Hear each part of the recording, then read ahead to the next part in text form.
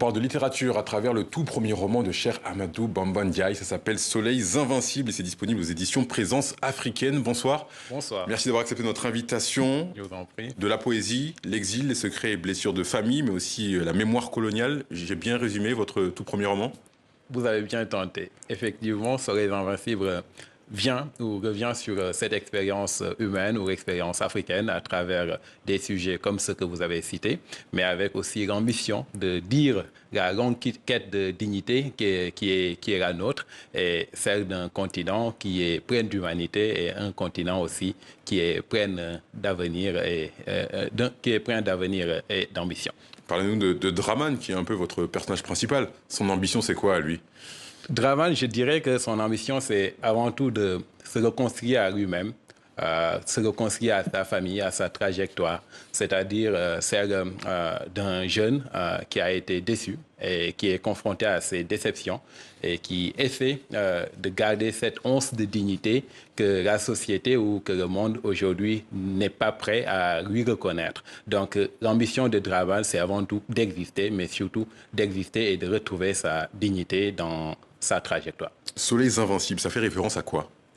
Soleils Invincibles, ça fait référence à la fois à tout être humain qui est confronté à des défis qu'il essaie de relever.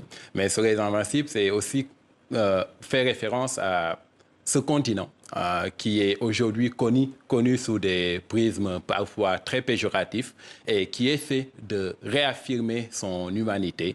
Et enfin, Soleils Invincibles, ça parle aussi de tous ceux qui sont en exil, que ce soit les exils géographiques ou les exils intérieurs, et qui, encore une fois, essaie de trouver cette part de lumière qui est utile et nécessaire dans la vie de tout être humain. Alors, dans ce roman, vous donnez la parole à des candidats de tout âge et de tout parcours. Certains sont lucides, mais pas tous. Et quel est le message derrière, caché ou pas, derrière la crise? Parce que vous parlez de la crise migratoire, clairement. C'est quoi le message caché derrière tout ça?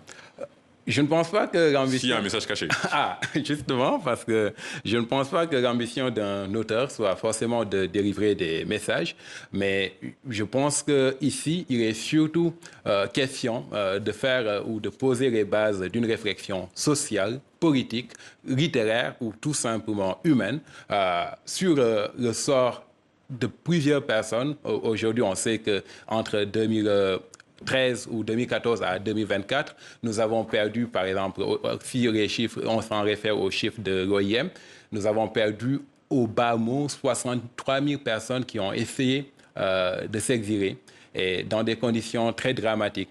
Et donc, pour l'écrivain que je suis, ces 63 000 personnes, c'est au moins 63 000 histoires, 63 000 vies humaines, 63 000 parcours qui méritent d'être réhabilités. Et je pense que l'ambition de ce texte, c'est surtout dire que chaque vie mérite d'être reconnue comme telle et surtout chaque vie mérite d'être honorée et qu'aujourd'hui, à travers ce roman, on n'honore pas seulement les deuils, on ne se recueille pas seulement sur les gens que l'on a perdus, mais surtout on exalte et on réenchante le parcours qui a été l'erreur.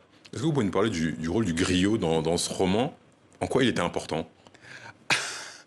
Le griot en littérature africaine, c'est un peu la mémoire, si on se réfère à Djibril Tamsir, c'est un peu la mémoire des peuples. Et je pense que quand on vient aussi de littérature qui sont souvent périphériques, c'est-à-dire de littérature orale, par exemple, qui ont souvent qui n'ont pas été reconnues, avoir ces cas de figure qui reviennent, qui réinvestissent l'histoire, qui réinvestissent les sociétés pour rappeler qui elles sont, je pense que c'est quelque chose de primordial, aussi nécessaire pour que ces sociétés, en fait, parviennent à retrouver le chemin ou en tout cas à vivre en paix avec elles-mêmes. Il nous reste un petit peu de temps, je voudrais parler de vous, Cheikh Ahmadou Bamba Ndiaye. Vous avez un parcours dit atypique, New York, né au Sénégal, études au Burkina Faso, en France, aux États-Unis. Est-ce qu'il y a des parties de votre vie qui ont inspiré ce roman?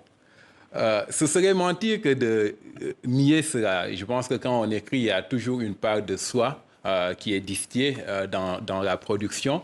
Mais je pense aussi que le défi dans notre travail, c'est essayer de faire taire cette voix, ou en tout cas l'apprivoiser pour que ça ne dissipe pas, entre guillemets, les voix des autres personnages. Parce que dans ce texte, quand même, on donne la parole à au moins 18 protagonistes, 18 parcours de vie et 18 personnes Parcours différents, d'âges différents. D'âges différents. Et donc, je pense que c'est peut-être 18 personnes qui ont autant de choses à dire que Cheikh Ahmadou Bamba Ndiaye, ou parfois qui ont de meilleures choses à dire que moi.